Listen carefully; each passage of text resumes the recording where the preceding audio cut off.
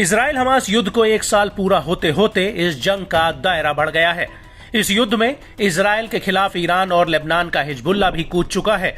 Israeli सेना ने Lebanon में एयर स्ट्राइक के साथ साथ जमीनी आक्रमण भी शुरू कर दिया है। 7 अक्टूबर 2023 को हुए हमले की बरसी तक भी हमास द्वारा बंधक बनाए हुए लोगों को छुड़ाने में नाकाम इजरायली पीएम नेतन्याहू ने हमास के खात्मे की कसम खाई थी, लेकिन गाजा में अभी भी आईडीएफ हमास से जंग लड़ रही है और युद्ध के दूसरे मोर्चे पर इजरायली सेना हिजबुल्ला से जंग लड़ रही है। हिजबुल्ला चीफ के मारे जाने के बाद भी हिजबुल्ला पूरी ताकत से इजराइल का सामना कर रहा है। हिजबुल्ला के लड़ाके पहले की ही तरह उत्तरी इजराइल के कोने कोने को दहला रहे हैं।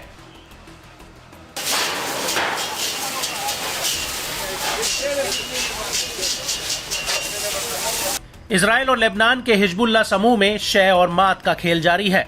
हिजबुल्ला लड़ाके लगातार इजराइल पर अपनी हवाई ताकत का प्रदर्शन कर रहे हैं। इस बीच हिजबुल्ला के साथ जमीनी लड़ाई में इजराइल को तगड़ा झटका लगा है। हिजबुल्ला के लड़ाकों ने इजरायली सेना को अपने गढ़ से खदेड़ना शुरू कर दिया है। न्यूज एजेंसी अल मयादीन के मुताबिक हिजबुल्ला ने इजरायली सेना को लेबनानी इलाके से बाहर जाने को मजबूर कर दिया। इजरायली सेना सीमावर्ती शहर यारून में घुसपैठ करने की कोशिश कर रही थी। यारून शहर जहां इजरायली सेना लगभग 1 साल से बमबारी कर रही है।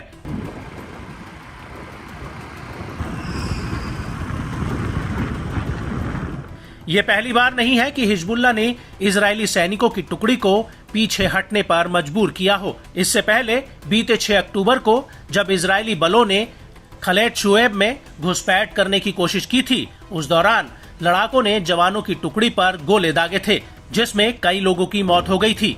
बीते 5 अक्टूबर को अल जलील पनंदेल में हिजबुल्ला ने खुलासा किया था कि उसके लड़ाकों ने लेबनान फिलिस्तीनी सीमा के पास घात लगाकर बड़ा हमला किया था। इजरायली मीडिया आउटलेट्स ने भी भारी गोलीबारी और किरियत शमोना के शहर के पास हमलावर हेलीकॉप्टरों की तैनाती की सूचना दी थी।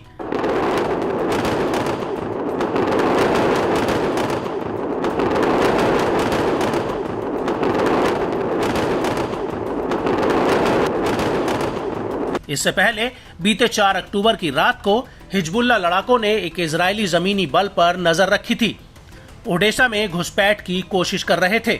इजरायली बलों पर घात लगाकर हमला किया गया और उसके बाद इलाके में सशस्त्र झड़पें शुरू हो गई थी, जहां पिछले कुछ दिनों से भीषण लड़ाई जारी है। ओडेसा में बीते 3 अक्टूबर को 98वीं डिवीजन के एगोज यूनिट और याहलोम यूनिट के कम से कम 9 इजरायली अधिकारी और सैनिक मारे गए थे। प्रतिरोध ने घुसपैठ करने वाले बलों पर मशीन गनों से गोलीबारी की थी, जिससे इजरायली सेना की हमलावर इकाई में बारूदी सुरंगों में ब्लास्ट हुआ था। इसमें लगभग 15 सैनिक मारे गए थे और काफी घायल भी हो गए थे।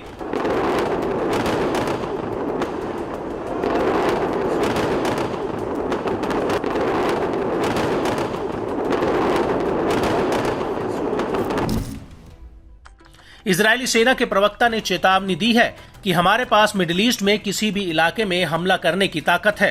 हमारे जो दुश्मन अभी तक उसे समझ नहीं पाए हैं, वो जल्द ही समझ जाएंगे। हालांकि जिस तरह लेबनान में जमीनी हमले में हिजबुल्ला समूह इजरायली बलों पर भारी पड़ रहा है, उससे इजराइल का आला कमान भी सख्ते में आ गया है। दावा किया जा रहा है कि इजरायली बलों पर घात लगाकर हमला करने से लड़ाकों को कामयाबी हाथ लग रही है, जिससे इजरायली सेना को खासा नुकसान उठाना पड़ रहा है। ऐसे में देखना काफी अहम रहेगा कि इजराइल का लेबनान में जमीनी ऑपरेशन कितना लंबा और किस हद तक सफल हो पाता है।